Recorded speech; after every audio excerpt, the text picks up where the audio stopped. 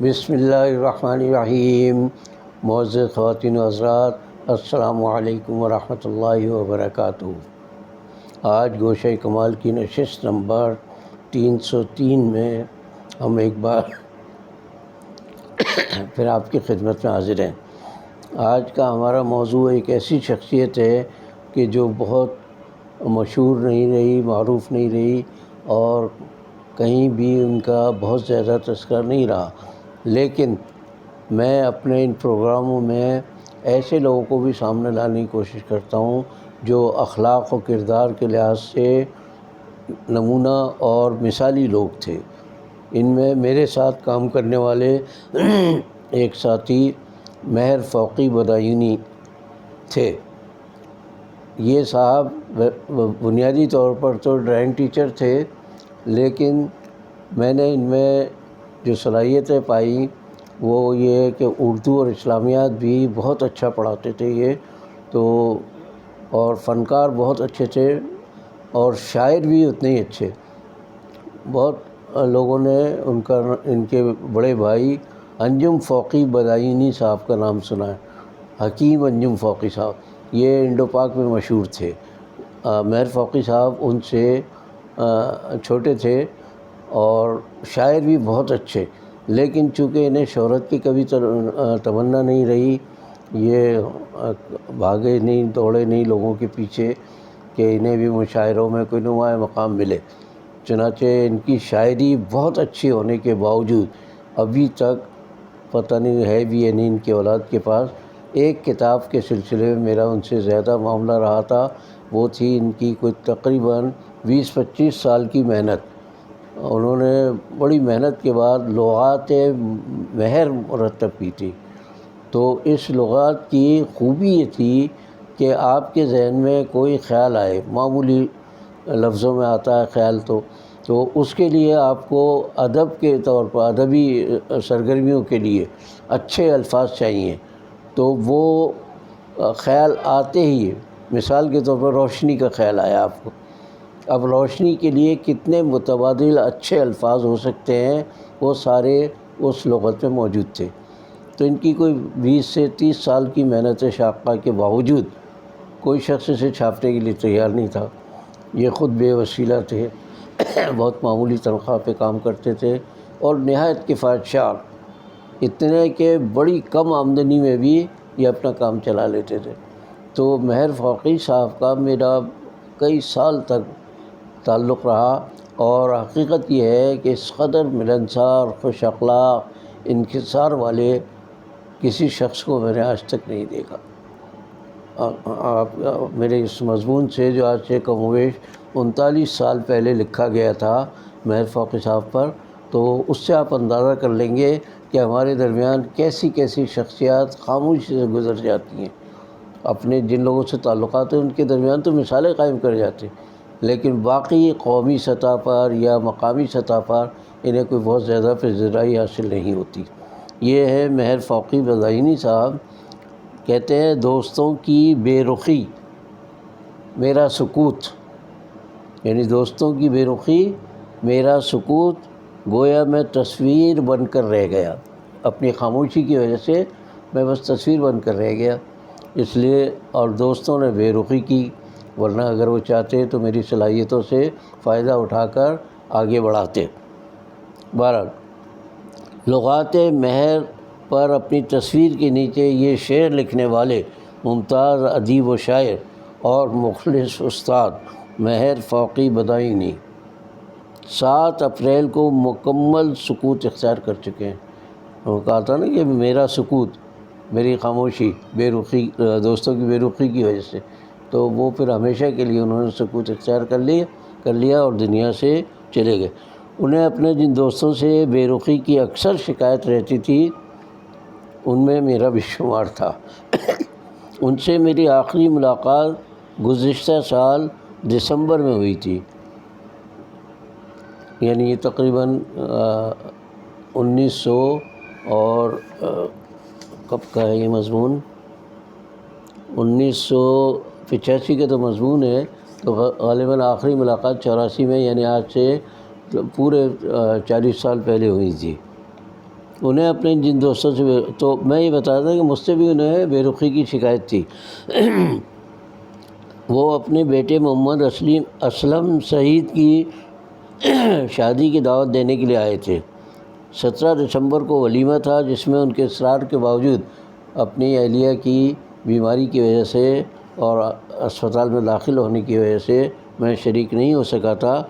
اس کے بعد 4 ماہ تک ملاقات نہ ہو سکی۔ آخر 4 اپریل کو انہوں نے خط کی صورت میں ایک شکایت نامہ لکھا، جو مجھے بذریعہ ڈاک ان کے انتقال سے 16 گھنٹے قبل ملا تھا۔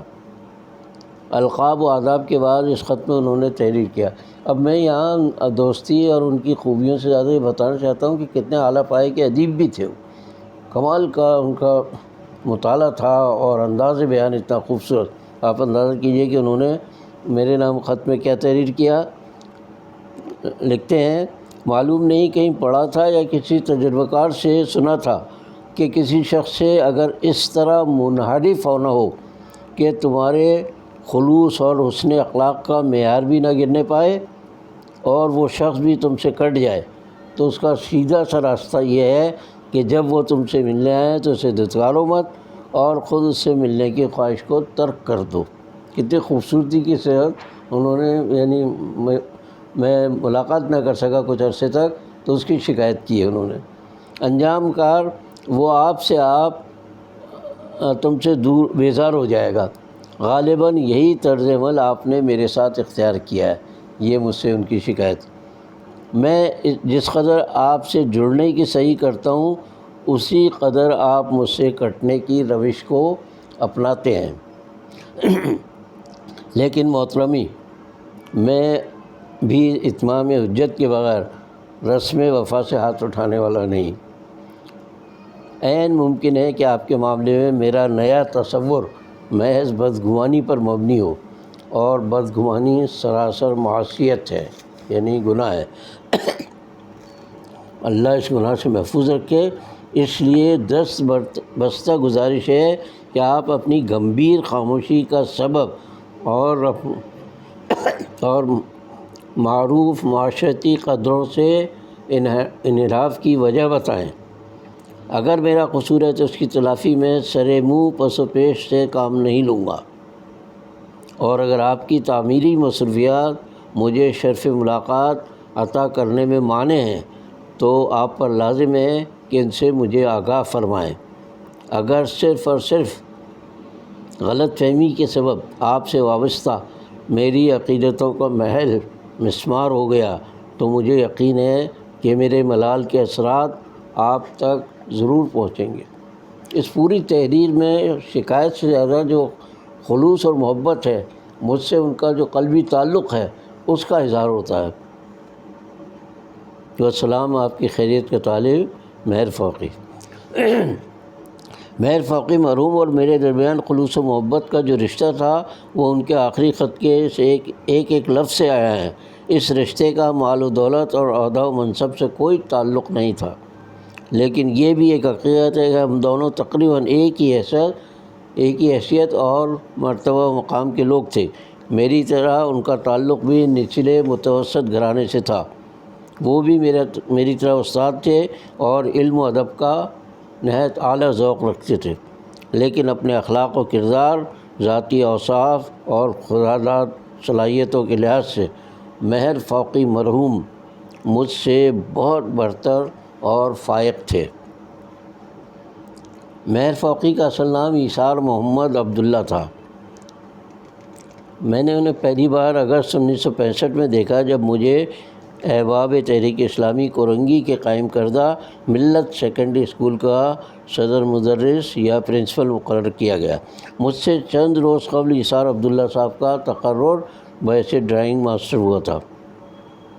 بعد کی ملاقاتوں رفاقت کار کے دوران پتہ چلا کہ نام ہی کے ایثار نہیں تھے، بلکہ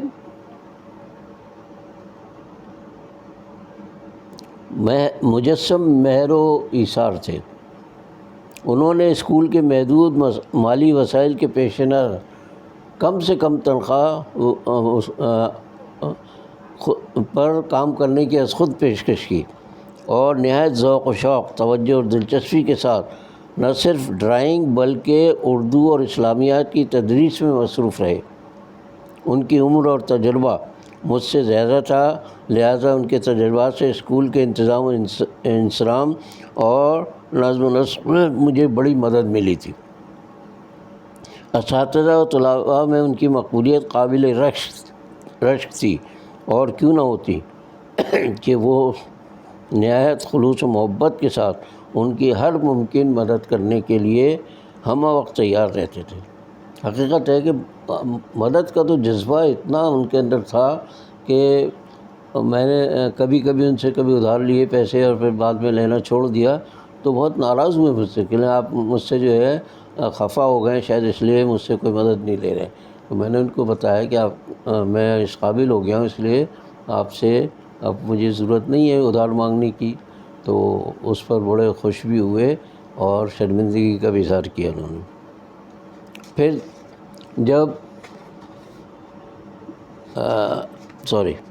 جب 10 سال بعد 1975 میں بھٹو کے عوامی دور میں تنزن کہہ رہا ہوں، عوامی دور میں مجھے اپنے منصب سے معزول کیا گیا تو میرا اور ان کا روزانہ کا ساتھ چھوٹ گیا، لیکن ہمارے گھر ایک دوسرے سے چند قدم کے فاصلے پر تھے، اس لیے ملاقاتیں اکثر ہوتی رہتی تھیں۔